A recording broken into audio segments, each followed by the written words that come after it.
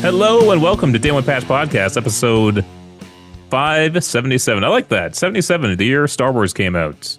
Hey. We are not at 1977, but we are 577. We've hit 77 5 times. Hey. Arguably, this is the sixth time. That's right. That is right. Yeah, it's not even arguable. It's just factually correct. Yeah, it's just factually correct. Yeah. All right, I'm your host, Ryan Johnson. With me today, as always, Tim Spence. Not always, but yeah, okay. Most of the time. I'm generalizing. If we were talking to an algorithm-based LLM, it would say that I'm here all the time because I'm usually here. Matt Lawrence is here. I am. Probably the longest running member. You're the host. Yeah, but I missed some. And I think Ryan's missed more episodes than Matt's missed. That's true. Right? I think so, right? Well, you moved for internship for like a month or whatever it was, and then Were we doing the podcast then? Yes. Holy crap. I have this distinct memory of I had to work late and Adriano and Marty were waiting in your basement for me. And I was working in Toronto or Mississauga, and I was trying to drive home at that point. I was like keeping them up to date, like they knew where I was. And then I was like, Jesus Christ, the traffic's like really bad. Like for me leaving later than normal, like what is going on? And there's just a straight up car fire. Like just a massive car fire in the middle of whatever highway I was on. And I was like, well, all right. I made it like within like 5 minutes. They were about to leave. But to a podcast recording where I wasn't there? That's right. At my house. Yeah, you let us use your basement for like a month or two. Oh my God. Yeah. Because we tried to call you in, but the internet wasn't good enough. Right, because at that time I had horrible internet. Well, I mean, internet back then was horrible for all of us. Yeah. And Zoom was not a thing. We had Skype. Skype was it. Back in 1992. 2012, 2014, something like that. Was that long ago? Oh my God, Matt. So like it's 40 his fault. soon. Yeah, it's going to be awesome. awesome. Well, really not soon. Not soon, but come on now. My sister's going to be 40 soon. That's going to be hilarious. Oh. You're gonna laugh at her. All right, Matt. You got a video game fun fact for us? I do indeed. And it is a childhood curiosity that I finally satiated. Technical curiosity. That is a way to word that. I was going to say a technical curiosity. Everyone simmer down there. Should have Mr. Archer sitting here phrasing. It is, why were some PS2 discs blue? And this led me down a bit of a rabbit hole of different disc formats and some other PS2 things. So let's dive in. So if you owned a PlayStation 2, you might remember that some PS2 games had a blue or purple looking bottom instead of the normal silver disc. Now, personally, I thought this was just like a weird PS2 manufacturing thing. I remember as I was talking to my friends and we'd be like, oh, these are just like the cheaper manufacturing runs or something like that. But the color actually tells you something important about what kind of disc the game is. Blue PS2 discs are actually CDs and silver PS2 discs are actually DVDs. Sony planned this distinction right from the very beginning. Despite the PS2 being heavily associated with DVD technology, and indeed it being a DVD player itself, PS2 games could actually be released on either CDs or DVDs. Now, why would the PS2 use CDs over these DVDs? The simple answer is that not every game needed the space of a DVD. A normal CD would hold, let's say, 650 to 700 megabytes of space, whereas a standard single-layer DVD could hold 4.7 gigabytes. So you're talking about roughly 6 to 7 times more storage on a DVD. But if your game was only a few hundred megabytes, you didn't necessarily need all that extra space. And this was especially relevant at the beginning of the PS2 generation. In fact, in April of 2000, before the PS2 had even launched in North America, GameSpot reported that Eternal Ring was only the second announced PS2 game that would use the DVD-ROM. At that point, the other announced PS2 games were all reportedly still using CDs. So blue PS2 games weren't some weird format that appeared later or some weird manufacturing run. They were actually CDs, and they were a major part of Sony's original PS2 software strategy. And here's the thing. Some pretty recognizable games were on the blue disc as well. We're not just talking about obscure shovelware or like video game collection or mini game collections like you'd see on the Wii or something like that. For example, big bits of series such as Tekken, specifically Tekken Tag Tournament, was one of PS2's big early games, and Bandai Namco's own Japanese product page identifies it as a PS2 CD-ROM software. Ridge Racer 5 was yet another early showcase for the PS2, and it also shipped on a CD. Time Splitters, this is the original Time Splitters on PS2, was also released on CD. And then an iconic classic, Crazy Taxi, the PS2 version, was yet again a CD-ROM game. Now here's the thing. Blue Disc could make your PS2 sound different, and this is why they kind of got a weird, like, hey, these are bad, or these are bad manufacturing runs or something, because some Blue Disc games made the PS2 noticeably louder.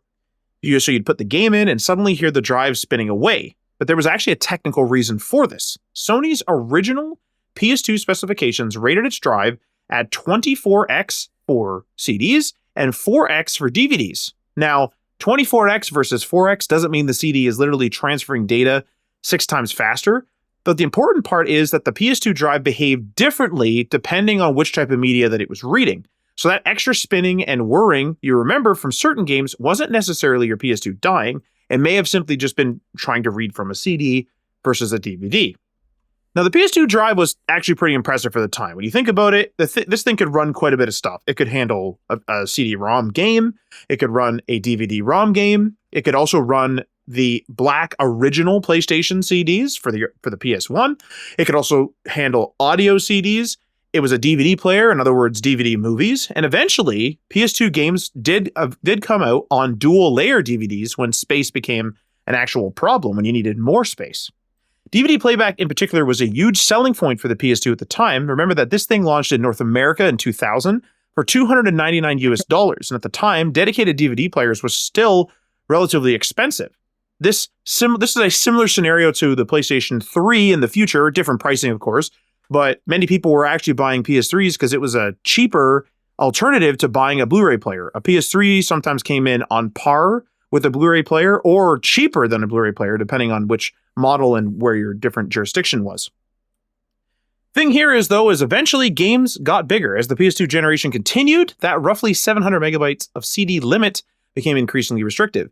A DVD gave developers 4.7 gigabytes, and that meant a lot more room for things like textures, levels, audio, full motion video, different languages, and just generally larger games. That's why the silver DVD eventually became the PS2 disc most of us probably remember. If you had a big PS2 collection, however, you may still have a handful of these blue games. But even then, again, later on in the generation, even a normal DVD wasn't enough. So here's where the storage story gets really interesting. The PS2 could also use dual layer DVDs. These are usually referred to as DVD-9 or just DVD-9. So now we have a PS2 CD for around 700 meg. You have the 4.7 gigabyte DVD, and then you have an 8.5 gigabyte dual layer DVD. Dual layer discs essentially give developers another readable data layer on the same side of the disc. The laser could change focus and read the second layer, no second disc required. Some PS2 games in this generation, I guess just in general, became absolutely massive. Champions of Norath is actually a great example. Verified disc data for one European version puts the image at roughly 8.52 billion bytes, meaning that the game was pushing way beyond what it could fit on a normal single-layer DVD. Gran Turismo 4 is yet another famous PS2 game that shipped onto dual-layer DVD media, and other large PS2 games also use DVD-9 during the generation. So think about the range here. You could go all the way from less than 700 meg or roughly 700 meg all the way to 8.5 gigabytes. So PS2 was really kind of, I don't know if I want to say punching above its weight class, but it had a wide swath of games, let's say. Now here's the thing. This is why some people think that the blue discs were bad. They were poorly made or bad manufacturing runs or whatever. Unfortunately, blue discs eventually gained their reputation for being difficult for certain PS2s to read. So not only did they sometimes make the PS2 sound different, so people were like, oh my God, my PS2 is making different noises, you may have actually had read errors.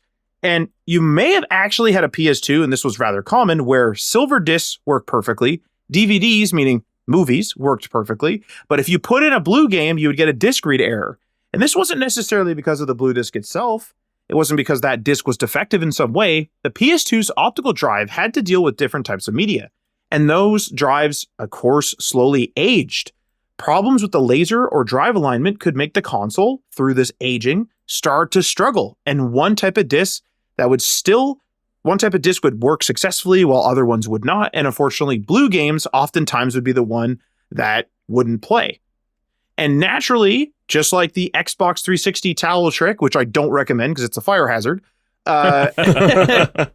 this created a PS2 repair folklore a little bit.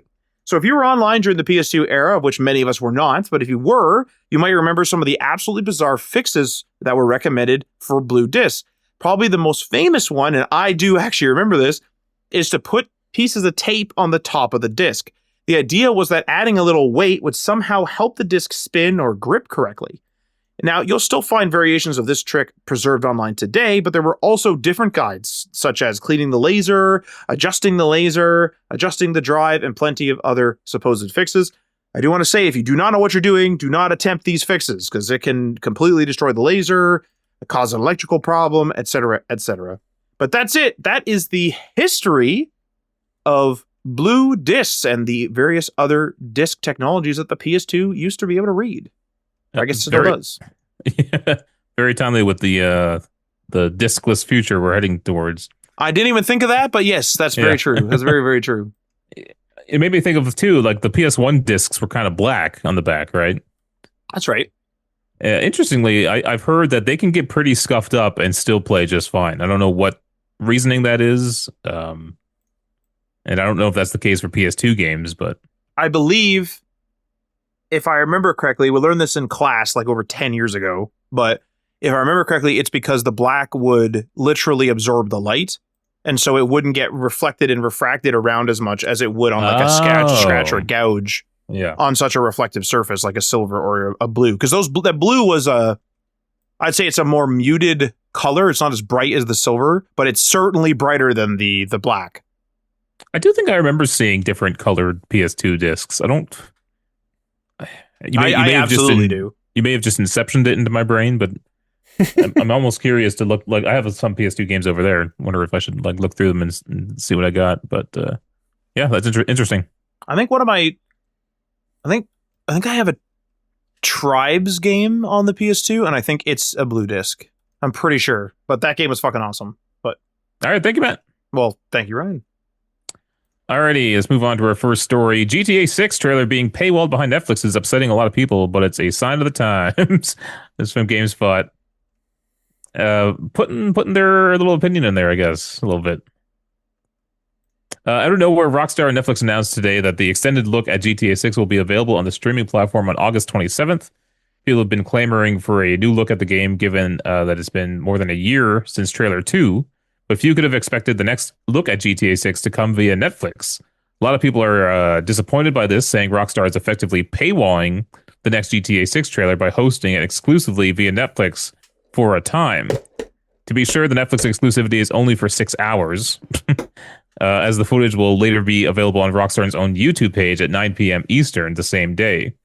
It's also all but guaranteed that people will rip the Netflix footage and post it online before then. I was going to say. But it's the principle of the matter that is upsetting some portion of the GTA fan base.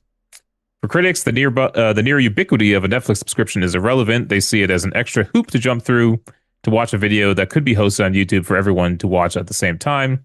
Beyond this, people have expressed concerns that Netflix's servers won't be able to handle what is expected to be a massive server load as countless millions of people log on at the same time to watch the footage. Netflix has a spotty track record in this department, as previous high-profile streams of sporting events in particular have been marred by technical issues. I think they're referring to that Mike Tyson fight with one of the Pauls. Oh, Jake Paul. Jake Paul, yeah.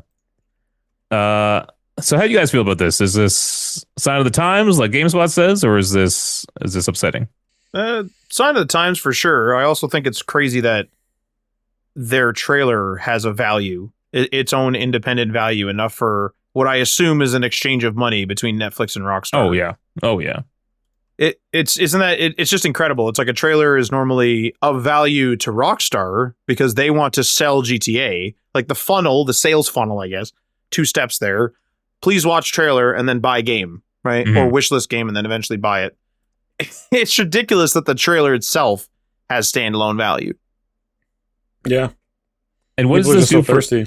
what does this do for Netflix? Really, is it going to get like a 1 month boost in sales, and then people are going to keep watching, or are they just going to stop subscribing right after that?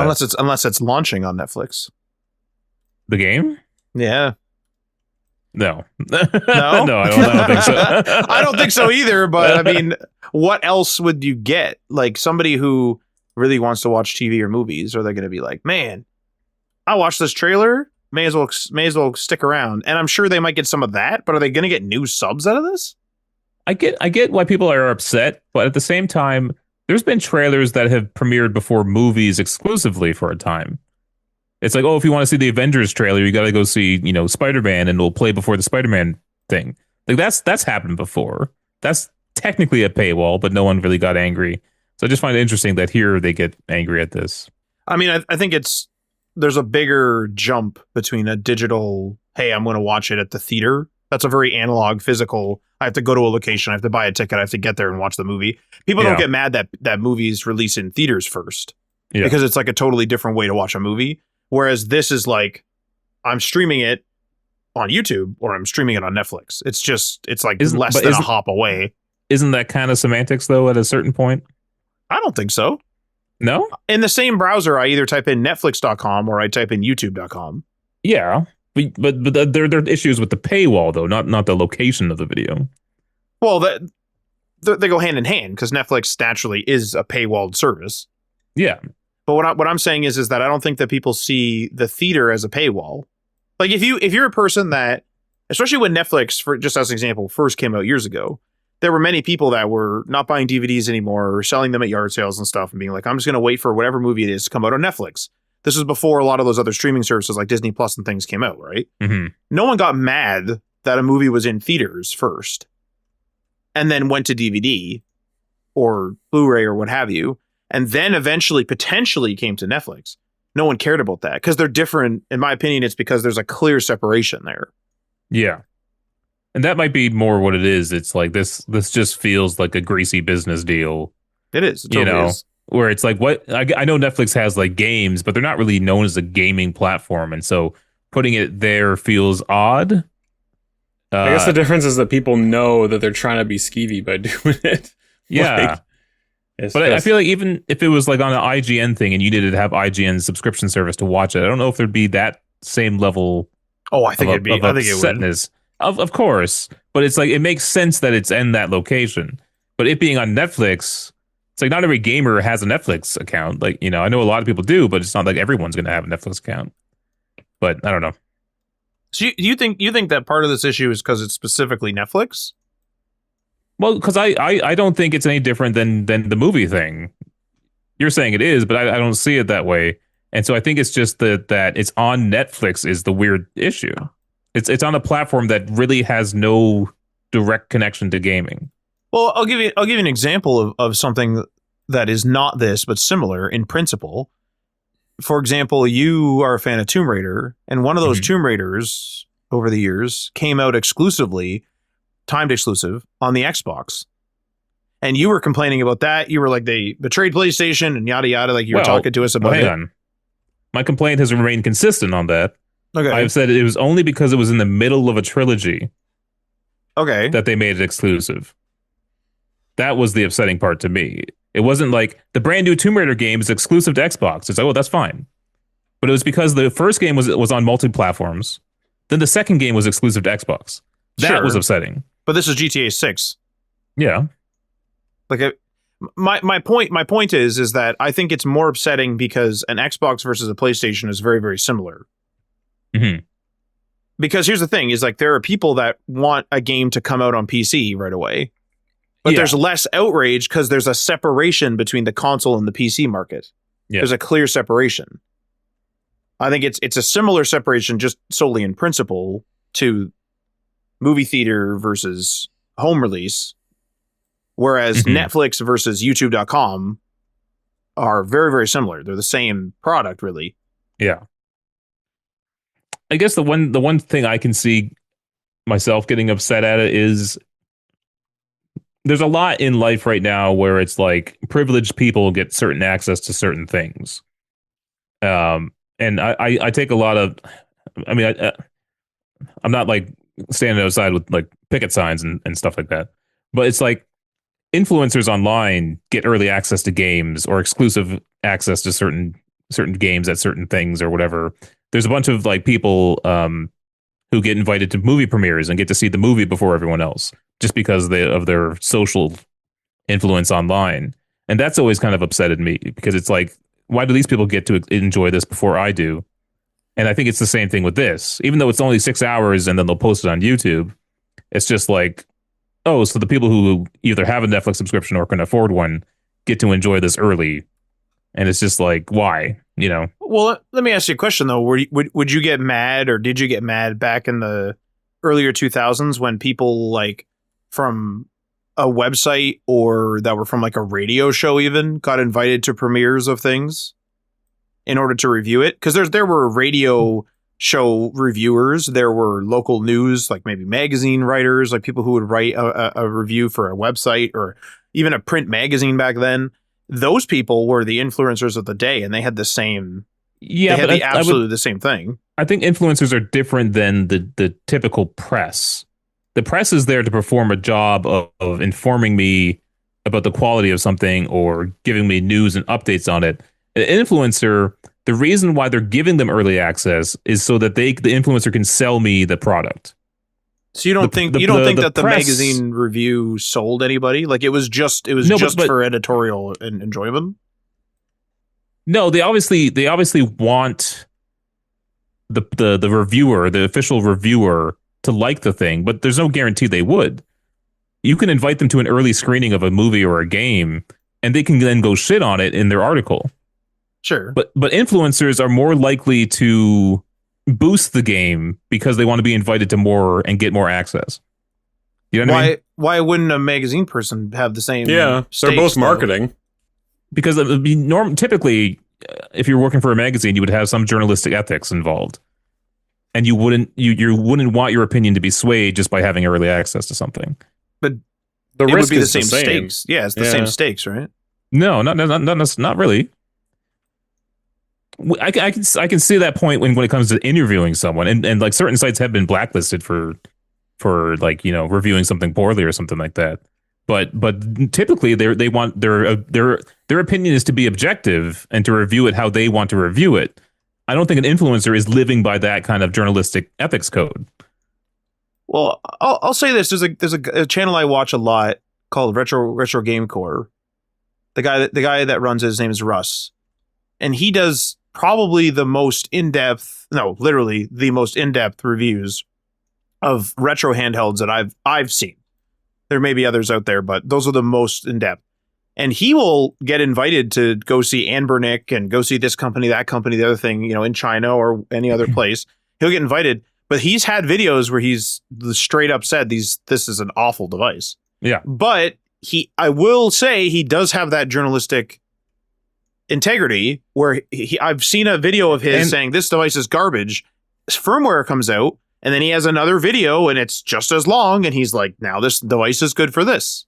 And there are a lot of influencers, who will do that. But there are those ones who I'm sure you've seen them. They've been to like a crappy movie premiere, and then they come out and say, "Oh, you got to go see this movie. It's freaking incredible." You know? Yeah, like that's not great. That's what I take issue with. That hurts their own trust, though. Yeah, but I guess they're just in it for like for whatever they can get out of it before they get, I guess, lose their following. But maybe they don't lose their following. Maybe they're just there to be entertainers, and that's what people watch them for, not necessarily seeking their true opinions on things. I have a question there. Like, do you think that there's any, you know how we have, like today we have a lot of like, this person demolishes this person, yeah. Or like this person dunks on this movie. Like it's so sensationalized. Yeah. And I wonder if an influencer is trying to either be super there for it and like, yeah, or like they dunk on it, right? And because they want to get invited back, they don't necessarily need to dunk on it. But if you have journalistic integrity, you would be more objective and say, This device isn't, the worst thing since, enter in a bad thing here. You just say, hey, this thing doesn't play games very well. Yeah. You just say what's wrong. That's the reason why a lot of on Rotten Tomatoes or Metacritic is why there's such a lot of difference between the critics' reviews and then the user reviews. The users tend to be more, it's either a 10 or it's a 1. That's true. Where the critic comes in and says, no, it's a 5. But this is all beside the point here. My main issue was just the whole concept of some people getting early access to something and then you feel left out. The point there is just that it becomes business, right? Like that's people what get early access because it's marketing. Yes. And obviously Netflix hopes this will lead to more subscribers. Or it's just a value add to their subscriber base. It's just another like what's the saying, like the pebble down the mountain of on its own it wouldn't necessarily be like a super offensive thing, but it's the fact that it's just one more example of like this sort of thing becoming normalized, and like just companies seeing what audiences are like okay with and willing to let them get away with when it comes to like trying to force opinion that way or like allow these sorts of practices, right? However, YouTube is like the most watched like streaming platform, I think. I believe that's correct. And this might be Netflix trying to claw people away from YouTube. Maybe this is a strategy for them in the future. Let's get things early on our platform and try to force people, because YouTube kind of does need a competitor, and they don't really have one at this point. It would be nice if Netflix, had maybe a free tier where you could watch exclusive content. Netflix does have podcasts. It does have podcasts now. Yeah.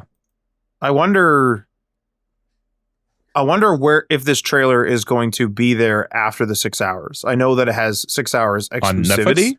Yeah, but I would love to know how many people after the 6 hours exclusivity would watch it there, or maybe it'll be maybe it'll disappear off of Netflix. Maybe after the 6 hours, though, instead of disappearing, maybe it will be used as a pre-roll during autoplay or something. Oh, yeah. Or something like that, right? Yeah, that's definitely possible. So let me ask you guys, are you going to watch it on Netflix? Probably going to forget about it, then we'll just have it on YouTube. Yeah. That's probably what's going to happen, yeah. I'll go to sleep, I'll wake up the next day. Well, it said 6 hours later, but it's going to premiere on YouTube at 9 p.m. Eastern? So it's effectively, generally speaking, the next day people will watch it on YouTube. Wait, 9 p.m. Eastern, so it would be 3 p.m. Eastern on Netflix? 9 p.m. Eastern, though. What do you mean? 9 p.m. Eastern. Hang on.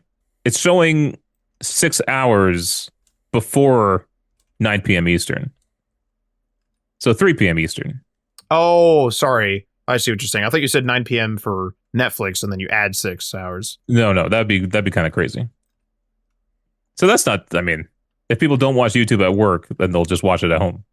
You know what I mean? I'm going to genuinely forget. And then YouTube will be like, you want to watch this? Be like, yeah. Yeah. I'll probably see people talking about it online, and then I'll go check it out. On Netflix. You know what? Yeah. I might check it out on Netflix just because I'm curious now. See how it looks, see how it goes. I want to see it crash, too. Oh, but I mean, I'll probably forget. I also think, and this is like a random tangent, I also think this is going to announce a delay. I don't know. We just had, I didn't put it in the thing, but I saw a story saying that their release date is still the target. That's certainly the target. But they just said that. I don't think they would then. Although August 27th, that's still quite a ways away. 20 days from now. Mm-hmm. So, alrighty, let's move on. Take-Two boss. This is also within the same GTA sphere here. Take-Two boss predicts actual good video game streaming within 3 years. Says for streaming to matter, it would have to run GTA 6 as well as consoles. This is from IGN. During an investor-focused Q&A following the release of Take-Two's latest financial report, CEO Strauss Zelnick was asked for his thoughts on the video game industry as it buckles under the pressure of skyrocketing chip costs, which have forced Sony and Microsoft to raise the price of their consoles and potentially delay the launches of the PlayStation 6 and the next-gen Xbox, codenamed Project Helix. Zelnick admitted that the rising cost of hardware is, quote, not a good thing, because cheaper hardware means more hardware in people's hands, which is what software companies desire. But he suggested the advent of video game streaming will go a long way to tackling this problem. Video game streaming is nothing new, of course, and it is currently available across most of the major players in the video game industry in some form. However, it is still seen as offering a poor video game experience compared to playing locally, with concern over responsiveness, fidelity, and latency. Zelnick, though, believes high-quality video game streaming is around the corner and even put a time frame on it being able to offer low-latency gaming. Quote, with the advent of streaming, which we really do believe is around the corner in terms of having something with slow latency and really works well for consumers, machines that weren't game machines before will become game machines. Become Xboxes. Yeah, everything's an Xbox, yeah. So without regard to what happens in the console business, which is a consequence to us, of course, we see the overall installed base as a practical matter growing materially. And if you believe in streaming, and to be clear, we really do, and I'm happy to put a timeline on it, I think we'll be in commercial streaming mode within 3 years. And by commercial, I mean low latency that can 10x the effective install base, end quote. I think this sounds a lot like VR. We've had VR now for like 10, 15 years, right? Yeah. Yeah. And it has not become a mainstream way to enjoy content. And yet they all kept saying, oh, VR is going to be the future. VR is going to be the future. VR is going to be the future. It's going to be better next year. It's going to be better next year. It's going to be better next year. Streaming, it feels like the same way. We've been talking about this for 10 years about streaming. Back when Sony bought Gaikai or whoever the hell it was. You know? And it's still not caught on. I know, I think Xbox has said that it's growing, but it's just like, it's just not, every time I try it, it's not good. Yeah. I mean, I physically can't do it still, pretty much. And you have fiber, right? Makes me motion sick. Oh, really? Oh, really? VR, yeah. Oh, no, I meant streaming. Oh, streaming's fine. Yeah. But like, oh, okay. I just meant like, no, I thought you were still on the point about VR, which, I mean, to the point, like there's all this investment, it's all this time, and it's been over a decade, and we're still not at a point that is, for some groups of people, not even viable. Like, it's still not even realistic. Not to say that streaming will have the same thing, but the one difference is VR has a cost component and a space in your house component. Physical space, yeah. Which streaming doesn't really have those barriers, and so maybe it'll be easier to catch on if they truly can lower the latency and the fidelity. Every time I try to stream, it looks pretty bad. It's pretty compressed and not a good image.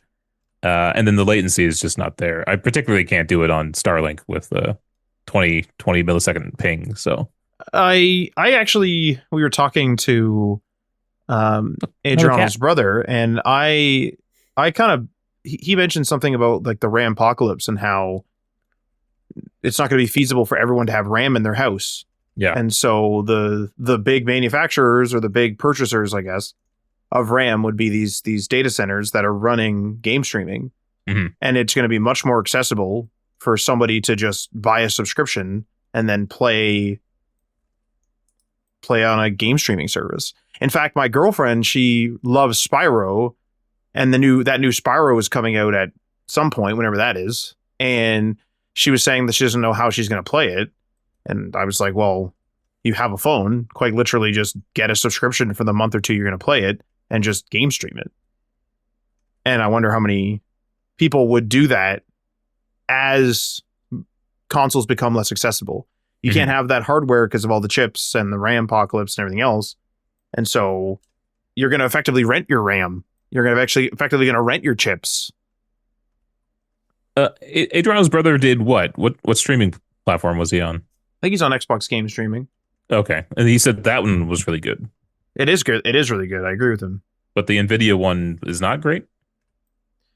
The problem with the NVIDIA one is that it's a PC. So you're getting like PC quirks in a streaming environment. So for example, I played a good portion, if not, I can't remember if I played the whole game but anyway, a good portion of Mafia: The Old Country over GeForce Now. And the problem is every single time it spins up, it has to recompile your shaders because it's spinning up another like VM or whatever. Yeah. And then this is a fresh PC running this game, so we have to compile shaders, and you're waiting 5-10 minutes or whatever it took to then start playing. Mm-hmm. And he was complaining about how you like see the Windows interface and stuff like that. Like you basically see it boot up the virtualized Windows or whatever and log into your Steam account on the Steam app on this like Windows machine. I've had the game like crash, and then you see the edges of the game, and you're like you're still looking at the VM and stuff. Yeah, absolutely. Yeah. But yeah, Tim, what's your experience with streaming? Have you tried it at all, or? I did, yeah, because that was like one way that you could kind of finagle playing certain Xbox games. If you had Xbox like Game Pass Ultimate, yeah, you could play like the certain like Xbox games on PC that way. Right. And it was streaming it, right? But for just a pure like downloading, or not even downloading a game, but like having the experience of streaming a game over whatever potential internet, like I haven't really done too much of that. Like more so running something off of one device and streaming it to another device on the same Wi-Fi. Like, so it's not really the same thing. So I don't specifically have a horse in this race. I will be honest, I would have thought by this point it would have been better. Like I'm on the outside of the perspective of this, so I didn't think it was as bad as people like you guys claiming that it's still not really very good. I actually think the Xbox game streaming in particular is very good, especially if you're on an Xbox. In my case, I have a wired-in Xbox Series X, and it's fucking pretty close. It's really like it's to the point where if we were all going to play a game and I was like, shit, I forgot to download it, I wouldn't even care. I would just stream it. It wouldn't bother me at all. I'm trying to look up like what they recommend for your internet speeds for streaming on Xbox. For 1440, around 35 to 50 megabits per second, and aim for under 40 milliseconds to the nearest Azure region for optimal performance. Well, yeah, there's definitely a geographical angle. But under 40 is pretty big. But I mean, it's pretty fast. I don't like. I've played online games in like lobbies with people where my ping is higher than that. Yeah, and I don't have bad internet. Yeah, but that's not been my experience. Like you can really tell the latency with game streaming for some reason. I'm not sure why that is. In my case, I used to use a Bluetooth controller in the very early days of game streaming, and that was very, very bad. Yeah. So I've kicked that to the curb. But other than that, I mean, I would say Xbox game streaming is very, very good. I'm also surprised because Xbox game streaming used to be in their mobile app, and they kicked that out of there, and it's now just on the web app. And I was kind of against that, but I just simply installed the web page as an app and PWA whatever, and works great. Wait, it works better in the browser than the actual Xbox app? So it was on par at the time, but it's been a long time since they've kicked it out of the app. And so the advancements that they've made to the streaming have really shone through on the browser, but we've never seen the native app version of that. That's interesting. I used to also use an app that I believe got shut down or is going to, or recently got shut down or something called XB Play. I remember there was like a shutdown announcement saying they were shutting down in the future. I don't know what happened to that, but XB Play was excellent. Ryan, there was a couple of times where my Call of Duty was taking forever to update. Yeah. I just big played, update. Yeah. I just played Call of Duty with you on XB Play. Like that's wild. That's pretty wild. And you have fiber, although it goes down every now and then, but that's just a issue with their service provider. Yeah. Like I had to play COD differently. I'm a pretty like quick run in there with like SMGs and stuff. I had to play it a little different. I had to play a little more conservative. Mm-hmm. It was absolutely playable. Absolutely playable. And I've played racing games. The racing games are totally playable. It's not even a question. That's crazy. The racing games, I want to say in particular, I've been playing on my Xbox Series X. And it's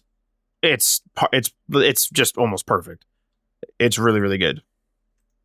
I just, as we're talking here, I actually booted up South of Midnight on Xbox cloud streaming.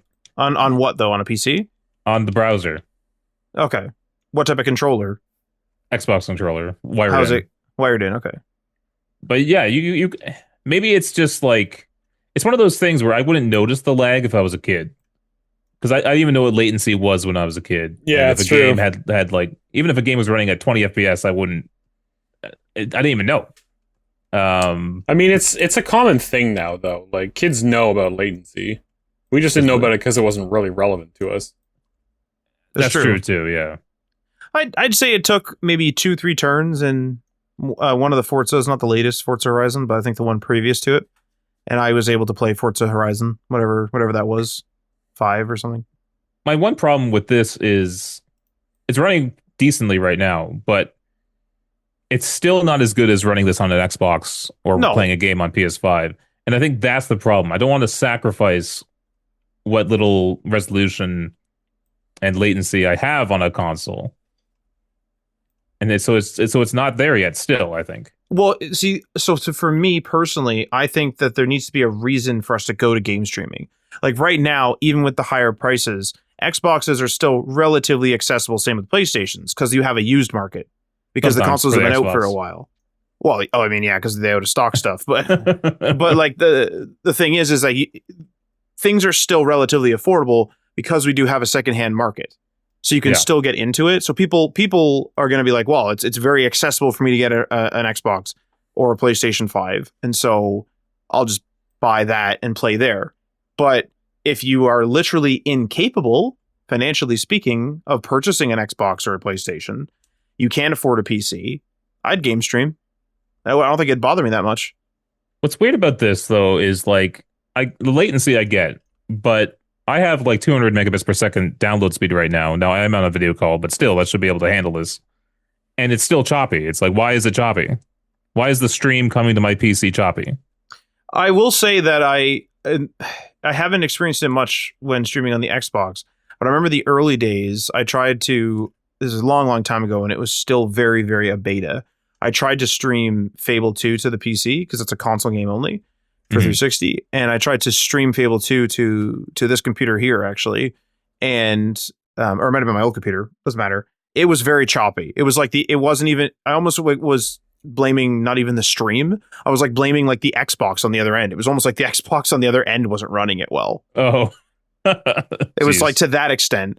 So I it's my own speculation, but I wonder sometimes if it's performance on the other end. Like networking performance is extremely important here, but like you do still have to have something that's good at rendering it on the other side. Yeah. I mean, if I had to, I could play this, I suppose. You know, but like I said, I don't want to give up, the clarity that I have on a local hardware. If you forgot all your stuff and you were in a hotel room with half decent internet and you really wanted to play South of Midnight, you'd be able to do that, right? Yeah. It's the same reason. It's the same thing where like people have a home console and a Game Boy back in the day. And it's almost perfect for a game like Civilization. It's like, that you don't really need great graphics and latency isn't really an issue. I'm not like dodging nukes. You know what I mean? Yeah. Turn-based games. That's the future of streaming. Alrighty, let's move on to our final story for the week. Nintendo says physical games still account for 38.5% of its software sales following Sony's decision to kill PS5 discs. Kill with a K. With a capital K. CILL. This is from IGN. That comes in contrast to Sony, which recently raised eyebrows with its announcement that no new PlayStation 5 games would ship on disc from January 2028 onwards. While that change may still be 18 months away, new PS5 consoles and disc drive accessories are already being shipped, with warning labels cautioning consumers of the upcoming changes. The news also points to PlayStation 6 being an all-digital console too, it's believed. As for Xbox, while it isn't abandoning discs entirely anytime soon, the company is reportedly developing a system of transferring game licenses from physical games to discs to digital ownership. Nintendo still enjoys a strong physical game presence, however. Even if this is shrinking, in its latest financial results, Nintendo stated that its ratio of physical game sales to digital had shrunk by 2.2%, meaning 61.5% of its games sold are now digital downloads, while 38.5% are still sold in a box. Although, I'm curious how many of those are those weird, your cartridge is fake, and we're just going to download the game code is on the piece of paper in the box. What's the percentage of those? Although the point, I guess, is you still own that cartridge, I guess, and that still gives you the physical license. Maybe everyone needs to do the key card. Maybe Nintendo figured this out. Everyone should do a key card. It allows you to have a physical thing that has your license on it. It's so freaking confusing, though. I remember when they dropped that news, it took a long time for people to figure out what exactly that dynamic was going to be. Yeah. Have people figured it out now, though? I mean, I will say that if somebody put gun to my head and was like, how does this work specifically, I probably couldn't tell them exactly. Yeah. I was shocked when they announced it. For some reason, I thought it was only going to come to Switch 2. And then I hadn't played my Switch in a while, and I booted my Switch up, and I was like, wait, hold up. There's game cards in here. And I was like, now I don't know what the fuck is going on. But what's really weird is like you can only play your one game on one system at a time. At a time, yep. So if you're playing on your Switch 2 and then like your cousin or sibling or whoever boots up your old Switch, they can't play that same game on there. Right. Which makes sense, because you don't want to have like one copy of Mario Kart, but you can both play it at the same time. Maybe a bad example, because historically, Nintendo has allowed you to have one copy of certain Mario Kart games, and you could just share play them, like local play or whatever they called it with the DSs. But I can see what their like concern is there. But how big of an issue is that? How many people, are just like lending out their extra Switches and. Or I guess you could just give someone your account and you could both just be playing whatever games whenever, right? Yeah. Because I think I can do that on PlayStation, because I have two PlayStations and they both have the same game on them. Yeah. And they can both be booted at the same time, I'm pretty sure, with no issue. If there was no limitation on it, you could theoretically have one person buy a game and then you just join like a Discord or whatever, and people are like, here's this account. Just log into this account on your PlayStation. Now you have access to like a whole library of games. Mm-hmm. And you can all just like, play all the different games off that same account.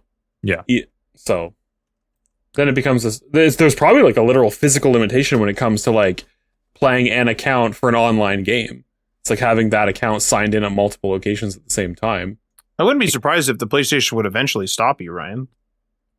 The way things are going, probably. Well, I don't even think the way things are going. I know that Steam will. Yeah. Because I've handed my Steam Deck to a friend. I was at like a LAN party. I handed my Steam Deck to a friend because he just wanted to try the Steam Deck. Then I go play on my computer. I'm just trying to use Steam, and it's like, what the fuck? You can't do that. Yeah, I've noticed that too. Crazy cool thing about Steam, and I imagine the Steam Deck does this too. If the game's on your PC and you want to download it on your Steam Deck and you're on the same network, it'll just transfer it locally. It does that at a LAN party. It'll do it from different people's PCs based upon the networking. It's amazing. It's one of the coolest things. It's so fucking seamless. Like shit like that is like the best when you're just like, holy fuck, that was convenient, and you didn't even like have to set it up. Yeah, it does that for updates of games. Mm-hmm. And what's weird is I have both a Mac and a PC, and if I have like Civilization and it has the new update on the PC, I can open the Mac version of Steam and it will download the update. So I don't know if it's like, I mean, it will transfer locally the update to my system. Mm-hmm. So I don't know if the version is like cross compatible with Windows and Mac OS. Probably. I don't know how that works. It's probably just certain files that are being updated. Yeah. So that was pretty cool. That's probably good for if you care about carbon footprint too. Oh yeah. Mm-hmm. Would you guys want PlayStation to have like a key card situation? I need someone to explain a key card to me. I'm going to be honest before I can comment. Like, I think here's how I think it works. I think it's when everything's a key card, but there are games that are only key cards. Okay. Where there's no game files on the card itself. But when you put it in the system, it reads it and says, this is a license for Star Wars Outlaws. Yeah. And then it downloads Star Wars Outlaws onto your system. But as soon as you remove that key card, you can't play that game. Yeah. But if I give it to you, you would be able to download it and play it. So Tim would be able to download and play it on his Switch too if I handed him the cartridge. Okay. The empty cartridge. There's nothing on it. Yeah. But it's still a it's still a cartridge. Now, here's the question, though. Aren't there digital key cards? Like digital-only key cards? It's made all digital games into digital key cards. Yeah. Okay. Can I lend a digital game to Tim? You can transfer to another Switch, for sure, because I've transferred things from my Switch to my Switch 2. It's just a way of preventing you from being able to play it on the Switch and the Switch 2 at the same time. There are limitations to it. I think you can only have, you can share up to 6 games at a time, or 8 games at a time, to another, Switch or person or whatever for that purpose. Okay. And then, it's you... it's a way of letting you share stuff and then not duplicating it across people or systems at the same time. Yeah, I think people seem to get angry at it, but I thought at first when they first announced it, it was more of a consumer friendly kind of thing, where it's we're going to allow you to share digital games this way, right? Yeah. I'm just looking. You can lend virtual game cards specifically to family members. They have to be in a family account then on. So it says here Nintendo. This is right from Nintendo.com. Just like physical game cards, you can lend your virtual game cards to other people. Keep in mind, you will not be able to play games that you lend out to other people, and you don't necessarily need to lend out games to share them. Any user on one of your consoles that can load virtual game cards can play any of your virtual game cards loaded to the console. There are some restrictions for lending virtual game cards. You and the borrower must have your consoles in proximity to each other to lend or borrow a virtual game card. The borrower must be part of your Nintendo account family group. Up to 8 Nintendo account users can connect together into a family group. Members can have various roles, including supervised accounts, usually for children, parental guardians, yada, yada. I'm just skipping some of this stuff.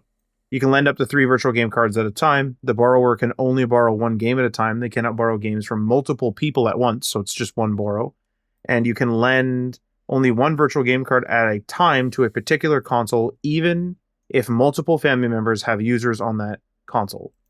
You cannot lend a virtual game card to a console that has users from multiple family groups on the console. Makes sense? Well, kind of. That kind of stinks. I feel like that's going to hit some people. And when you lend a game, any DLC you have purchased is also lent. Wow. Okay. We're joining a Nintendo family, boys. Yeah. I didn't know that, but yeah. Holy fuck. Okay, here we go. Last little bit. Sorry. Virtual game cards can be lent to a family member for 14 days, after which they are automatically returned and can be lent out again. That's smart, because some fucker would take off. And it's there it goes. The borrower can return them early if they are done playing. You can also retrieve them early if necessary. That's smart. There you go. Yeah. Ah, damn. Man, the day one patch, Switch family, baby. So the first time that we've ever been talking about a variety of different game companies in the same episode and gone, damn, all right, Nintendo. Yeah. Nintendo takes the W this time. What? They finally figured out the internet 10 years after everybody else, and then they have some of the most sensical, friendly game sharing stuff in the era of removing physical media. So here's an interesting thought. I heard someone say, I think it was on social media of some sort, the PS6 might be a Switch-like console.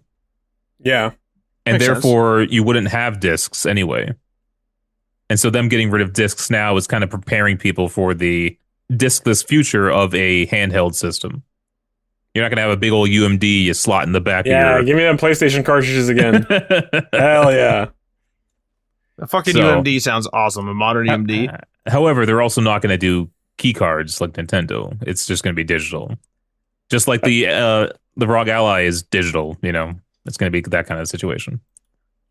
Here's the thing that I'm the most boomer mentality about is just you gotta appreciate the tactile feedback of slapping a physical piece of media or a cartridge or a whatever into a game console. Yeah. I got a question for you guys. Do you think that Nintendo did this because they are aware of or are scared of antitrust cases coming down the pipe? And this family thing, if the court was like, "Hey, you should be able to lend to anyone," be like, "Okay," the architecture is already there. They just got to change it. They're already ready to go. They just got to change a couple things. They got to patch it. I don't think Nintendo is ever the company that's trying to get ahead of shit. I'll be honest. No? Like, I don't think ahead of the so. courts? I don't know. Ahead of, well, I mean, they are notoriously litigious, but like, when it comes to like technical stuff and like the user experience, like their MO is like, we want to just make games fun for people. But when it comes to like user experience for like keeping up with other competition or like being aware of things that are potentially plaguing the other major companies, they don't ever really seem to care very much. Like they just do their own thing, and then sometimes they happen to time things well where it's like, hey, this is an L for everybody else and a W for Nintendo right now? Okay. But I don't think it's ever intentional. Okay. I'll be honest. Like I don't think that they are trying to compete, really.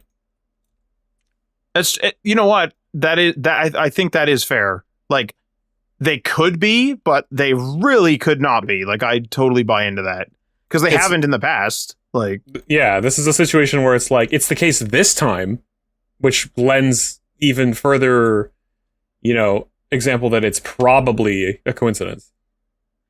The only thing I could even think of is, and like this is also kind of not Nintendo, is Nintendo is also kid friendly. Like that's a fact.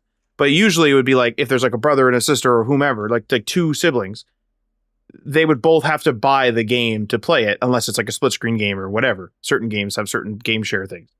But I wonder if they are trying to be kid friendly with this. They're not even looking at, the more advanced like litigious stuff or anything. They're just like, we're seeing data that parents don't want to buy both siblings the same game. Let's just allow them to switch games. And then so it'll be like, on your birthday, you got this. On your birthday, you got this. And you can lend it to each other. Yeah. Yep. Alrighty. That's it for the news for the week. And move on to what we're playing. Who wants to go first? I'm letting you guys choose. Tim's up. Oh my God. Oh, okay. Well, that's not really choosing then, is it? Well, I guess the choice has been made. It was just made by Matt. Made the choice, yeah. Yeah, I mean, I started, finally on stream, started up the WoW Classic lore through, but we also on Wednesday got Matt playing Classic WoW, which believe is not for the first time, but for Classic it's the first time, because you never played it back in the day. That's right. When you played the like free to level 20 or whatever, that was like one of the much later expansions. But yeah, I mean, it's fun to be playing. I mean, and we said it multiple times. We're like, what are we doing playing Classic WoW? Getting the boys together for a night of gaming, playing some Classic WoW in 2026. Like it feels very strange to be kind of like reverting to nostalgia content, I guess you could say. Like there's like, you made the point, Ryan, that like millennials potentially have the most marketable nostalgia, because a lot of what was like targeted at kids type of stuff in the 80s, the 90s, the 2000s was always with the purpose of like merchandising it to people. Yeah. And we just had a variety of things to like too. Yeah, lots of like hobbies, that sort of thing, were like very accessible and stuff. Not that that's necessarily anything particularly new, but yeah, it does feel funny to be like kind of going back after the fact, and because these companies like Blizzard, right, they make these things available to us in a modern context, right? Like it's not like we're going back and booting up our 52 kilobyte desktop computers or whatever with our massive monitors and playing the game in 4x3 on terrible graphics and like really bad internet. It is, you have the modern conveniences of like high speed internet and playing games at a 4K resolution and 16:9 format. But it is still old stuff. And it's been fun. Like genuinely, the biggest thing for me, like when it comes to WoW, is the like the collaborative aspect, the community aspect, and it is funny how it's one of those things. It's kind of like, feels a little bit like League. It feels a little bit like anything that is like centered around playing with other people, or something that you kind of can like pick up and put it back down every once in a while, is you start talking about WoW favorably, you start talking about having like good times playing it, and then other people start to go, man, do I resub to WoW? Like I've bought WoW every once in a while over the years and always fell off and blah blah blah. But as soon as you get other people talking about it, people start going, oh, maybe I'll play WoW again, and it just gets its friggin' hooks into you. But I'm actually kind of more interested, Matt, from your perspective, like having never played it back in the day, and then playing it with Ryan and I. Like, do you when you play the game, do you have any sense of like that you desire to like explore around the world a lot? Like, do you feel a sense of curiosity, or do you just want to like ping pong back and forth between like, okay, go to this quest location, okay, now go to this quest location, okay, now go here, now go here, now go here? Like, what does playing classic WoW in like 2026 sort of like evoke for you? It's actually kind of refreshing because I haven't played an MMO in a long time, so it's refreshing in that way. And I never really played WoW seriously. You mentioned the level 20 thing, and I've played like on another buddy's character for like 20 minutes once, back in the actual era that we're playing at now. But I was super clueless. I hadn't really played an MMO at that point either. And then the MMO that I played back then, although I don't know if the years perfectly line up, but was Guild Wars. And I played the absolute living shit out of Guild Wars. This isn't really an MMO, but I played Diablo 2 and things like that. But yeah, Guild Wars is like sort of the traditional MMO that I played a lot of. And I tried to get into other MMOs. I tried to get into Runes of Magic is one that stands out in my mind. Oh my God. That. Yeah, I played that. I forgot about that game. Quite a bit. I didn't get very far. I was kind of alone. Like I had a couple of friends here and there that would play it a little bit. And I want to say I'm missing something. There's probably other MMOs that I've played, but Guild Wars is an absolute like staple that I played all the time.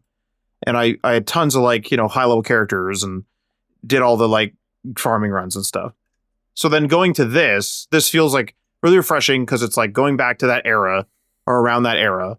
But I also, you mentioned the cities and the towns. I have like like exploration. I have like an affinity in games for cities and towns. I really like detailed cities and towns for some reason.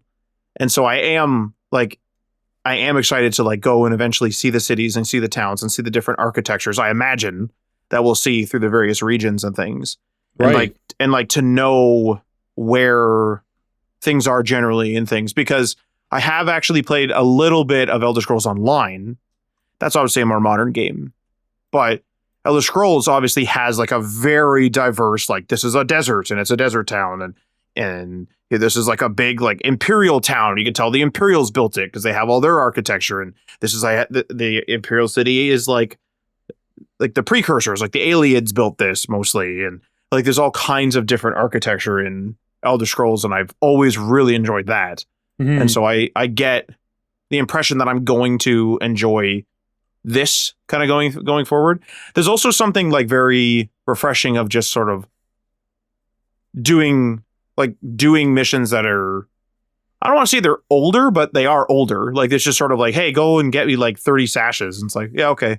And you just kind of like go and do that. There's something almost refreshing there where I know that some people think that that's repetitive in older game design, but like, I don't know if it's that nostalgia or whatever it is, but it's feeling good so far, honestly. I was going to say it's kind of the like OG checklist game, which is like a lot of what old MMOs are, is it's just a series of tasks that you're just constantly doing, right? And then you sort of surround that with like a world that has lore and stuff. But yeah, it's like when you're playing an MMO, there's always something to do. There's always some like skill you could be working on. You could be leveling up. You could be pursuing a quest objective. You could be working on a profession. You could be, yada, yada, yada. And like, it's especially when you look at something like old school RuneScape, like that's the ultimate checklist game. Like it's just everything is a grind. No matter what you do in RuneScape, you're getting experience towards something. Like, so. Yeah, you and I booted that up when it came to mobile. I remember I went over to your house one time and you and I were just on our phones the whole time playing the app version, the modern version, I suppose, of old school RuneScape. And like, I forgot about that one. And like, that's another great example of an MMO. Like, I was going to say, it sounds like the dawn of mobile games. Yeah. what I'm really curious to see about with like us kind of playing a bit of classic WoW, either on stream or off stream or whenever we have a chance, is like, I think that it's not like a lot of other modern games right now where it's like they feel like they need to constantly fight for your attention by like not necessarily just like giving you a lot to do, but because they it's that constant like dopamine feed of like instant gratification, instant, like a series of constant small objectives. Like classic WoW is a lot slower. It's a lot slower than like retail WoW. Like retail, if you try to make a new character and you like jump into it, you'll hit level 10 in like an hour, and you just constantly feel like you have stuff being thrown at you and you're zipping all around the world, and like it's much faster paced because the point is to get you to the end game kind of as fast as possible, right? Because that's basically where the content of the game is. And that's fine. Though. Well, it's like a different experience, right? Like I'm glad that we get to have both. Because a lot of games, for a long time, WoW was classic WoW. It was that slower pace. It was more about exploring the world. It was like, satisfying that curiosity, et cetera, et cetera. And then it just sort of became faster and faster and faster after a couple expansions. And then people were like, well, I miss old WoW. Like, so it is cool that we do get to have both versions of the game, because then people can play what they like. It feels like a lot of the time when it comes to games or it comes to a lot of entertainment or whatever else, something will change and it comes at the cost of what it used to be.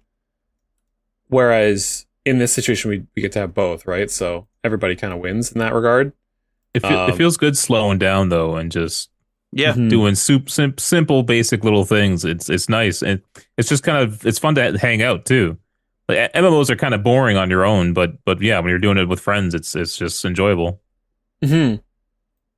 Yeah, I mean, and I'll be the first to admit, over the years, like the vast majority of my playing of World of Warcraft has been alone, right? Like I never really had somebody who was consistently always, wanting to play it with me, or like interested in it when I was interested in it, and then sort of having that ebb and flow of like subbing and then let it lapse, and subbing and let it lapse, and being interested in the same things. And like I was never a huge end gamer. Like I wasn't a huge raider, but I did a lot of raiding. I wasn't a huge PvPer, but I did dabble in PvP.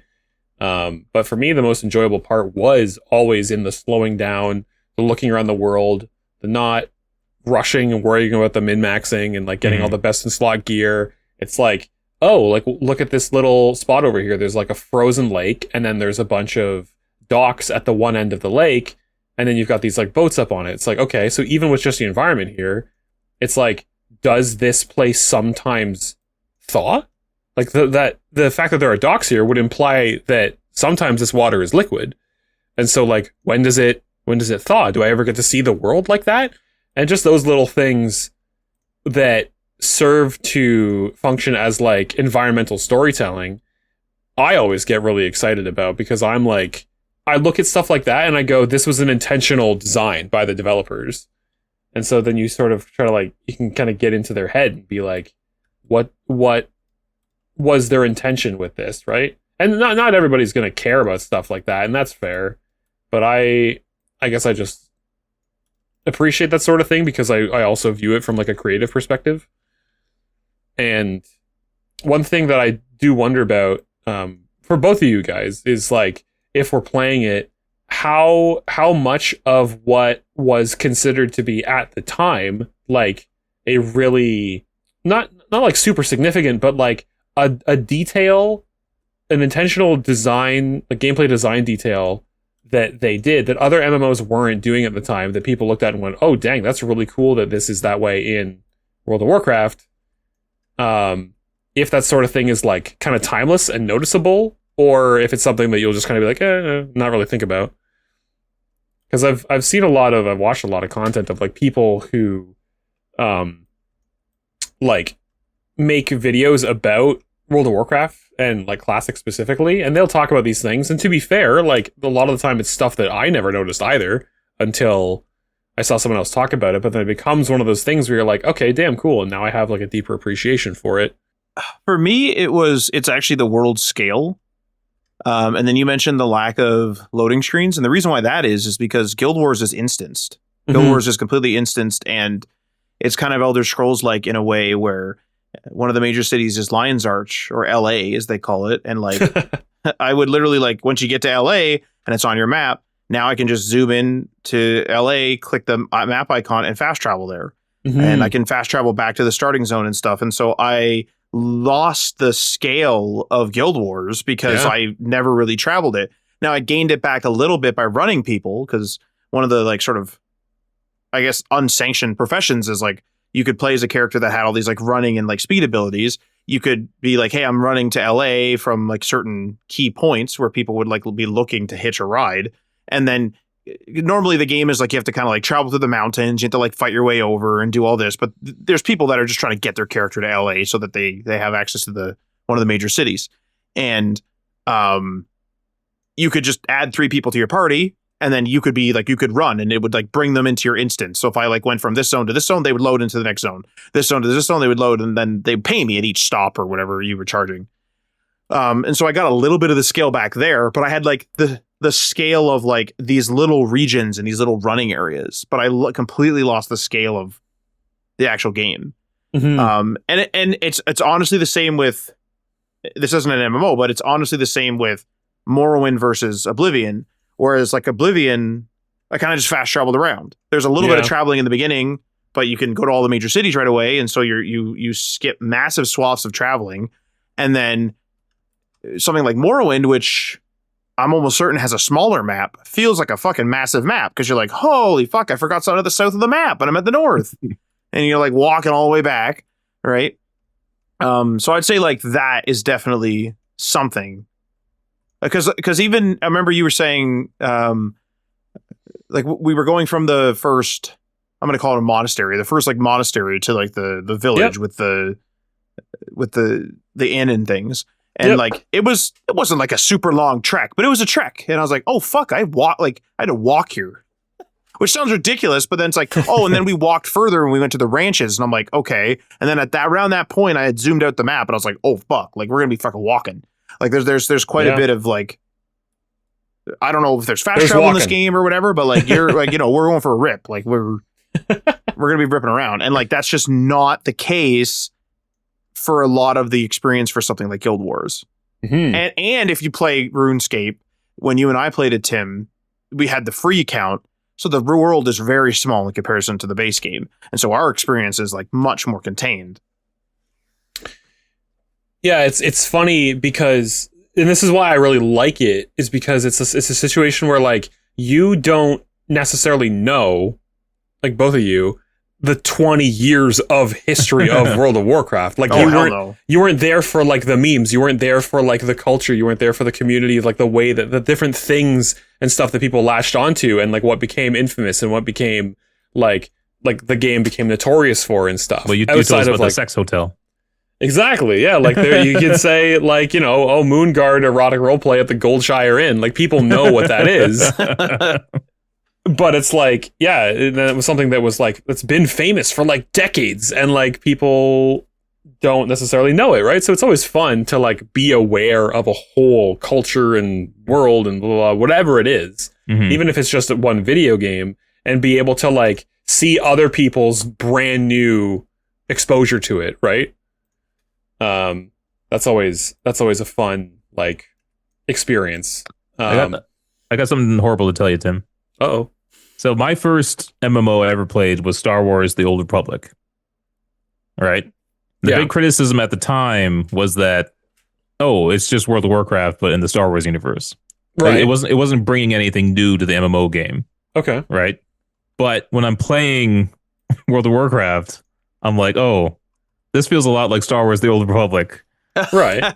So that's my reference point. Sure. I mean, if anything, that just kind of proves their point, that they were like, this is like World of Warcraft, but it's in space. Like, yeah. Mm-hmm. And then if you're doing it and you've played the other one and then now you're playing WoW and you're like, damn, this is just kind of like playing Star Wars: The Old Republic, but in fantasy world. Yeah.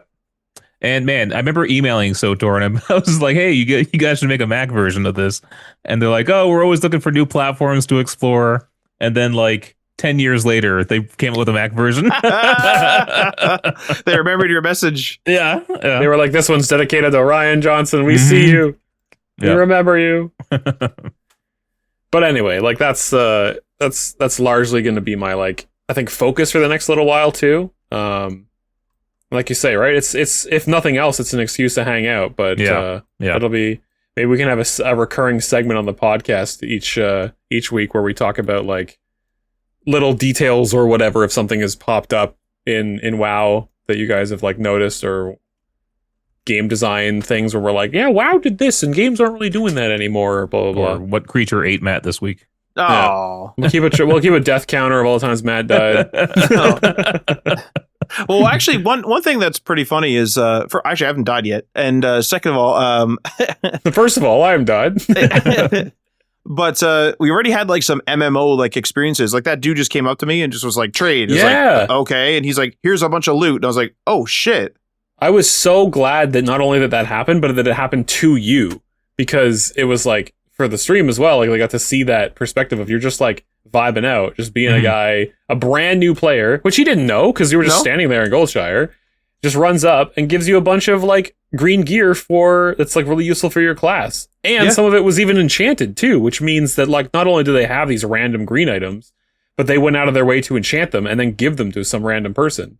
I was texting the guy after too. Like I was like, yeah, thanks a lot. Like I'm literally a noob. Like I'm this is not a new character. Like I am a noob. Like thank you for this. Like, yeah. It's so cool because that kind of thing, honestly, to me, like I feel like that is maybe one detail. Like when people are like, what's the difference between retail WoW and classic WoW? Like I think that is one where people are like genuinely, they are so much more community oriented and they're trying to like get new people more involved. Like that sort of thing is so much more impactful. Because in retail, like you'll get so much gear so fast because they're trying to get you to like go through the game quickly, that like one little gear upgrade like that will, like, it's nice to have it, but it's not going to make a difference necessarily. It's not going to make a huge difference, I should say. Whereas in classic WoW, having something like that just kind of dropped upon you was like, oh, you're kind of set for like 5 to 10 levels, which is awesome. Yeah.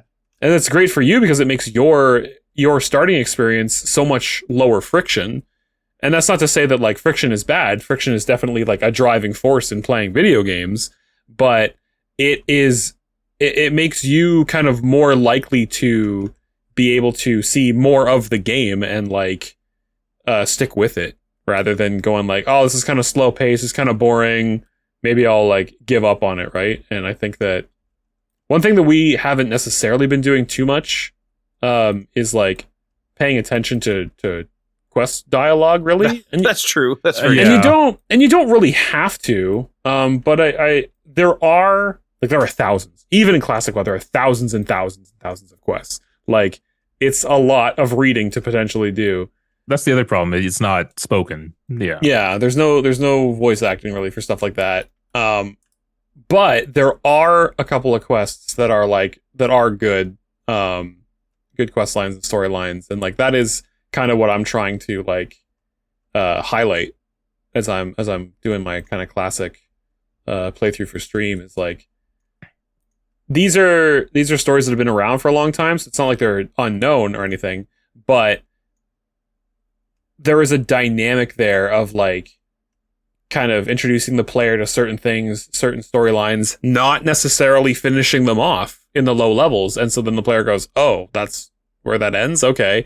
And then like 10, 15 levels later, they're following another quest line and they go, oh, damn, like this is picking back up sort of where I left off before. Like, can I only do this quest line because I did that other one like before? Like, this is a completely new group of NPCs in a different zone.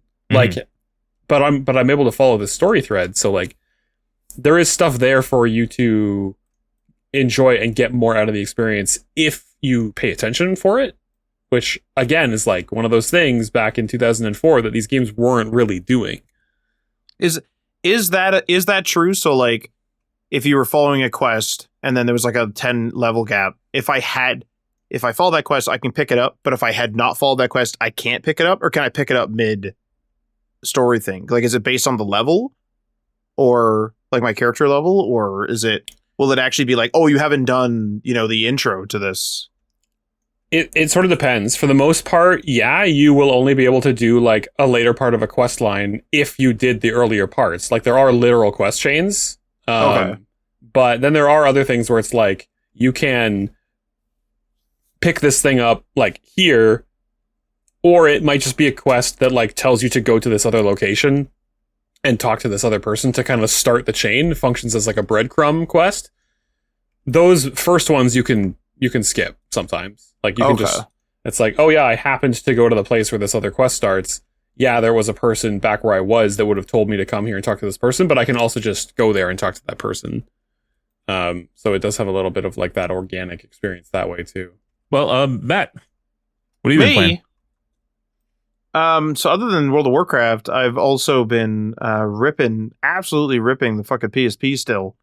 I have been playing Gladiator Begins. It's I don't know if I mentioned it on the show or mentioned on the stream or something. Yeah, so I've been having a hell of a good time with that. I learned that it's actually a prequel to another game called Colosseum Road to Freedom, but that game is 5 years older approximately than this PSP entry. But it's a hell of a game. You know, just run around, be a gladiator, manage your money, customize your stuff, and I'm basically just in like a little like shitty like diaper more or less right now still. But it's a ton of fun on the PSP. Controls really great, and it just looks like it's going to get better and better. You travel around the map too, which is super cool. There's just some games, especially when it comes to a handheld, and especially an older handheld, where you are sacrificing fidelity and oftentimes sacrificing game mechanics.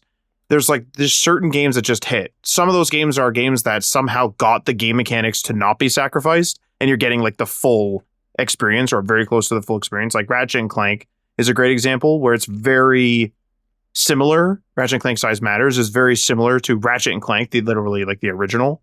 But this is one of those games. The Gladiator Begins is absolutely one of those games where it's like the concept and then the execution on the concept is great.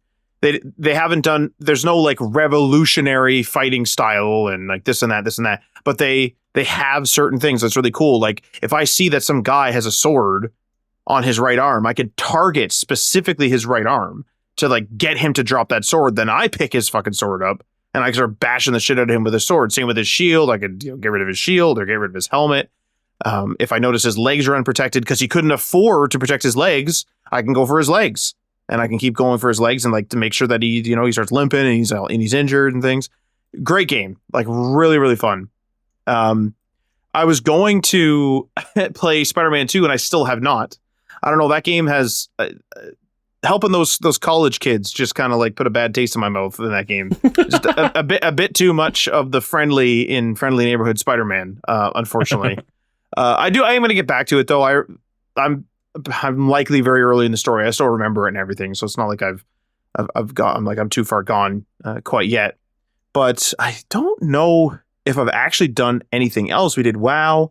Oh yes, I actually beat Dying Light once again. I've completed Dying Light, the main campaign, with a friend, and we are going to go do the free DLC at the prison soon. I have no idea what that is, other than that it's at the prison. So we're gonna go do that. That was a ton of fun. That game just fucking holds up. Yeah. I've even like played a mission or two solo. If my buddy goes to bed a little early or something and I want to do another mission, like I'll just do a mission solo. Like I could just play that game over and over to the point where I actually want to play another Dying Light. And I don't know whether I want to go Dying Light the Beast, because it's Kyle Crane again. Excuse me. Or if I want to potentially do the DLC again of this first game. There's like the standalone DLC with the Jeeps and the buggies. Because I didn't do too much of the enhancements to the Jeeps or much of the side stuff. I remember that. So it's like maybe I do that. Or I give Dying Light 2 a second chance. Maybe. Man, for how long are you waiting for that game to come out? Crazy, yeah, just crazy. What's so frustrating about that game is that, I think this is why I definitely want to give it a second chance. Is when I think about it, I remember that the city was cool and the challenges were cool, and there was a couple of like things where you have to like connect different circuits together, and I'm like doing that. The factions are okay and stuff. I just feel like, I don't know, there wasn't, something was missing. There was like a bit of magic missing or something. but every time I played it, I had fun, but I never wanted to go back and play it. And I kind of think, I don't know, maybe it just, I played it at a bad time. Maybe I should play it again. I don't know. Well, we'll see. See what happens. But I hear the Beast is awesome, and I keep seeing clips of it on TikTok, and it does look fucking awesome. So apparently you can like, and I don't have full context, I've never played it, but you can actually make an area safer. If you do a set of objectives, you can actually be like, okay, like the zombies are not as crazy here right now because we've made this safer. Like we've decided to like clear this district, and now this district, you know, will have a couple of stragglers or whatever, but it's not going to be as crazy. And I really liked that type of mechanic in Far Cry 5. Where Far Cry 5 starts out, Far Cry 5 is a fucking disaster. There's planes smashing into the people driving big tanker trucks and shit. Like, it's just, I don't know about tankers, but it's just fucking crazy. Like, it's just, there's fucking, like, you kill everybody around you and you're like, okay, good. And then a fucking cougar comes running out of the woods and you're like, holy fuck, that was a cougar trying to kill me. And like, you're running for a car because your car broke down or it was all shot to shit. Plane fucking comes and just smashes into you. Fucking chaos. So as you like do missions and as you push out into the world of Far Cry 5, it becomes less crazy. And I really liked that progression where it's like, okay, I can actually just be in the town and be okay, or I can like be in this field and I won't get fucked every couple of seconds. Basically. So I know that's one random mechanic, but I want to try that. I definitely want to try the Beast. There's another Dying Light coming out though, right? Or something? Is there? You tell me. You're the big Dying Light I thought there was another one. Maybe it is the Beast, because I keep forgetting the Beast exists. The Beast. The Beast. But yeah, no, another run through Dying Light. I believe that is number 4. Damn. At first I thought it was 6, but I think it's 4.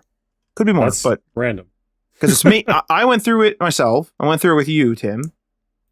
I went through it with you, Ryan. You played it twice. Okay. I played it with Alex now. I think that might be it. I may have gone... No, I've definitely gone through it twice, so 5. Because I did New Game Plus as well. So... It's funny, because that's a game that it feels a bit like a cult classic. Like, people definitely... that talk about it love that game, but you don't see it getting, like, a ton of press. That's true. That's very true. And there's no HD version of it or anything. Yeah, they never did a remaster, right? I don't think so. Yeah, that's right. I don't think there is. So... Doesn't need it. It's already perfect. That's a damn fine game. It's a damn good game. If you're if you're into parkour, it's a great parkour game. Like seriously. Yeah. It feels really good to play. They nailed it. Really nailed it. Yeah. Go play Dying Light, people. That's the soapbox. That's the episode. No, I think that might be it. Oh, played a little bit of Apex as usual at an Apex session. And it was the first day of the season, and we never won, but we held our own. We got into the top 10 several times, and the top 3 to 5 several times. So held our own. Got second twice, I believe. And then that's also a damn fun game. But I think that's it. That's been my week. As for me, I've just been doing a lot of Black Flag. Hey. Trying to get that done. What's funny is, you know, everything's relative, right? So when that game came out, I thought it was huge. It's really not that big of a game. You know, you can sail across the whole, like, you know, map in not too long of a time. And I'm already, like, the entire top half is already cleared. I got all, like, the forts destroyed and stuff. Dang. My ship is almost fully upgraded. And so it's going by really quickly, which I just remember it taking forever. But no, it's pretty short game. Particularly if you do the story. If you just do the story points, you'll be done the game super quickly. So, been having fun with that. Game looks fantastic. Holy crap! You ever play Sid Meier's Pirates? No, I booted it up once and tried it, but I don't think I got very far. Yeah, that's similar? A game too. It kind of is. Like, it's just unironically a really good pirate game. There's different stuff, but that game holds up. And on the PSP, they have all the features. Like, it is just the game again, which is fucking awesome. There's some concessions here or there, but it's very minimal. The one thing I can't help but think about while playing Black Flag, though, is what's not the Sea of Thieves? What's the other one? What's the Ubisoft Skull and one? Bones? It's like, how did you screw up Skull and Bones? All you had to do was take this game. Yeah. put it in a bigger map with multiplayer. The formula was right there. Fools in a boardroom. And you're not copying because you're both Ubisoft, you know? Yeah. So it's like, yeah, sure, steal the mechanics from our one game and make a new game out of it.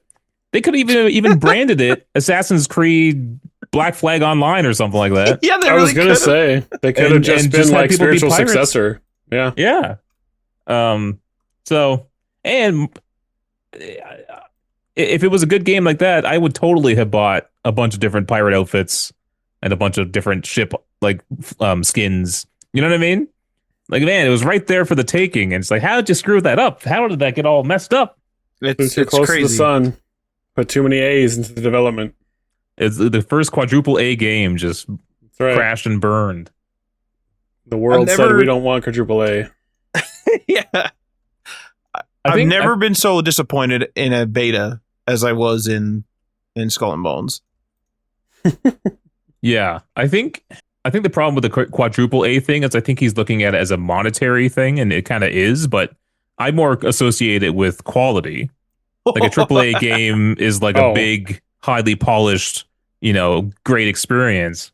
I definitely don't. That's money to me. But so when he says quadruple A, it's like, no. You know what I mean? No, it's not. It wasn't good. It was double A at best. Imagine they're bringing it on stage or whatever. They're like, all right, everybody, it's the world exclusive reveal of Skull and Bones. Like, tell us what you think. And they show it off, and then people are like, so what'd you think? That's pretty good, right? No.